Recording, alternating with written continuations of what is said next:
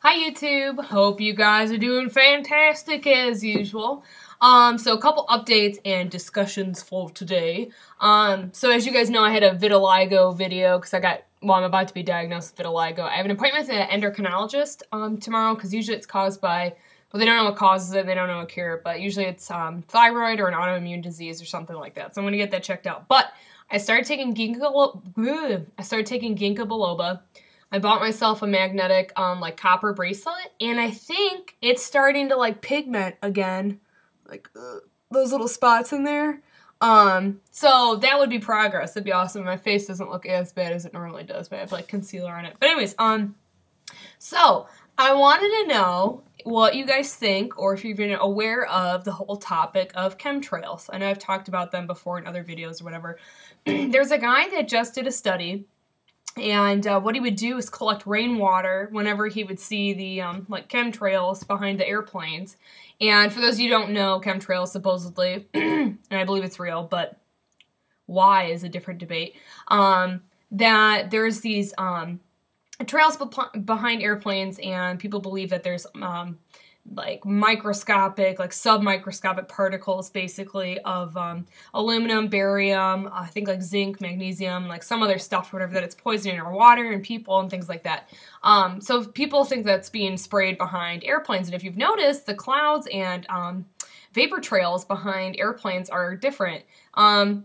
I don't know if it's something different, but ever since I was little, I think now as I'm getting older, this blue sky doesn't seem as blue anymore, which is different.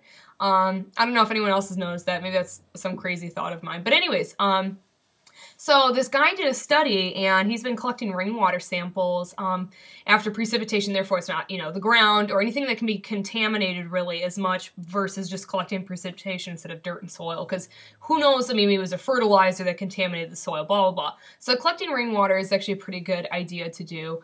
And basically, he started taking the water to these labs to get tested, and the normal amount of aluminum in rainwater is supposed to be like 0.009 something. It was actually 20 times higher than it should be after getting the testing done after seeing a chemtrail. It was like 2.83 or some crazy thing. Anyways, you guys should have to look that up. But anyways, so if chemtrails are real, and I think they might be, why? And there's like a huge debate on this. Some people think it's like the elitists trying to poison off 90% of the population.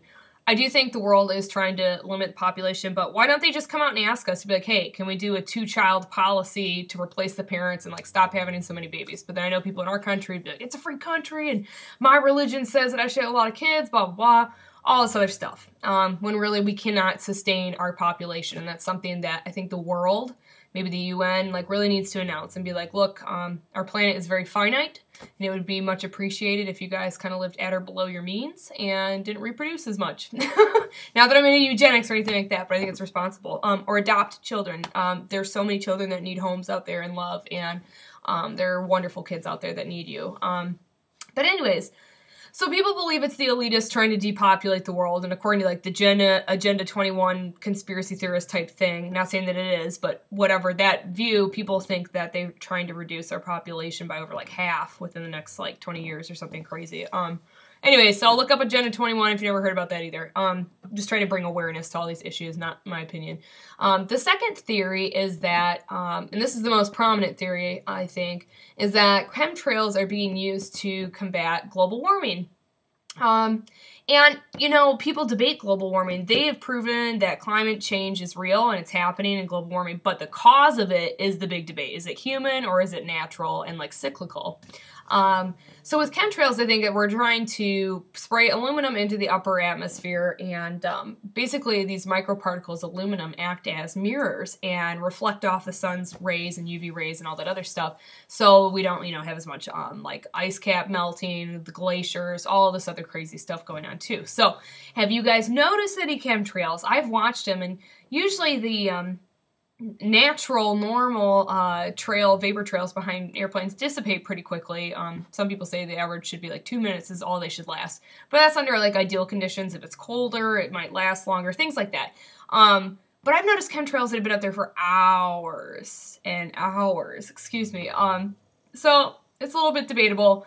But the problem is, and a good point to make is, if these elitists are trying to poison off everybody, like, why aren't they wearing masks everywhere? And, like, why don't they have some, like, complex, like, filter system in their homes and blah, blah, blah. And it's going to get into our food and get into our water sources, all that other stuff that would poison them off, too. So I think that chemtrails are probably real, and we probably are trying to combat global warming and stuff like that, but we don't really know the side effects of it. We haven't really studied that. And there's actually a YouTube video of an actual government meeting discussing chemtrails. So it's not some like theory, like there really is something going on. We just don't really know the truth behind it, I guess. And where they're discussing the potential health hazards, and they even stated that this has not been researched thoroughly, and we don't really know what the effects are going to be.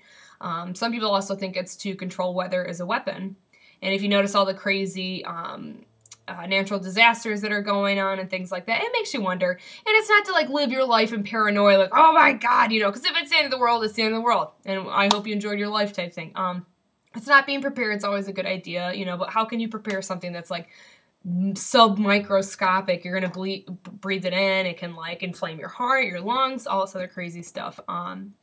So it's just interesting to think about and talk about, and I just wish in my fantasy fairy tale world that the government would just be honest and be like, hey, look, this is why we're doing this and blah, but people would freak out, and I don't even know what would happen, so... So maybe for 2012, the aliens will come down and save us, because obviously they've got their shit together. Well, some of them, except for the probing and cow mutilation and other weird things. But the good ones, supposedly, they could teach us how to be responsible with our planet and our civilization, and teach us to grow up a bit. That would be nice. But anyways, these are my ramblings for today. Anyway, what was else I going to tell you? So yes, this Sunday we're filming for Discovery Channel, so I will keep you guys updated. I think it should air probably in October or November sometime for Discovery Channel's A Haunting. It'll be a whole episode based on one of our cases, so we're really excited about that.